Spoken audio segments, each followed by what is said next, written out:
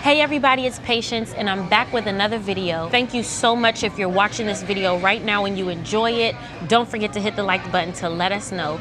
And also please subscribe to our channel so you don't miss anything that we post. All right, now let's get into this video. So I think we can all learn a lot from a cup of coffee, whether we like coffee or not. So let's look at the characteristics of coffee. So 1, its aroma is unmistakable. 2, no matter what you put in it, it still tastes like coffee. And 3, it's bold. So coffee lovers like myself, 9 times out of 10, we love coffee for these reasons. Plus, it gives you the energy you need when you don't have any of your own. Now, of course, you have people who don't like coffee for the very same reasons. But either way, coffee is still unapologetically coffee. Now, we live in a time where everybody and their mama is trying to keep up with the Joneses. We are constantly comparing and looking at the perception of other people's lives. Yes, perception, that we start to be unhappy with the things that we don't have instead of looking at what we already do have. It would be pointless for me to compare myself to my single friends who don't have kids because they're able to travel a lot more than I am right now. One thing we all have to learn is that we each have our own portion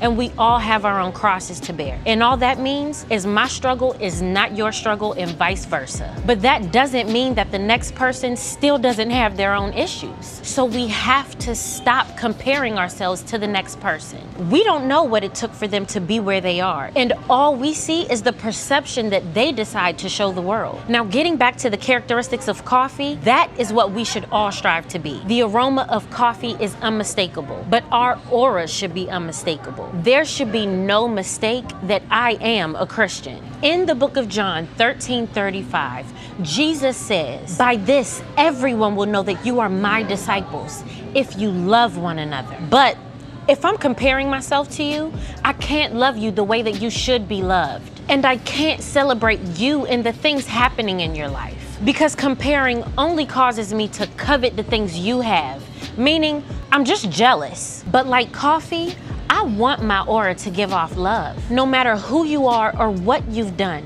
make no mistake that I still love you where you are. The second characteristic, no matter what you put in coffee, it still tastes like coffee. Listen, this concept is simple. Before the trials of life hit us, we are still who we're meant to be from birth. And if you don't believe me, go read Psalms 139:13-16. And lastly, coffee is bold. So be bold in who you are. Your acceptance of you breeds boldness. It doesn't matter what people think of you and what standards people hold you to. We have to hold ourselves to the standard God sets for us. I fell in love with the phrase, "but first coffee," because I was finding myself overworked and tired from being a mom and working and still trying to go after my dreams and goals at the same time. And this phrase spoke volumes to me because I was relying on coffee to give me the energy that I needed. But instead of "but first coffee," how about "but first patience"? Replace coffee with your name. Put yourself first. Fill your cup up with encouragement and words of affirmation, because you can't pour into others if you haven't poured into yourself first. Like I always say, protect your peace and guard your heart. If you enjoyed this video, please hit the like button, guys, and don't forget to share it with your friends and family. I'll catch y'all in my next video. Bye.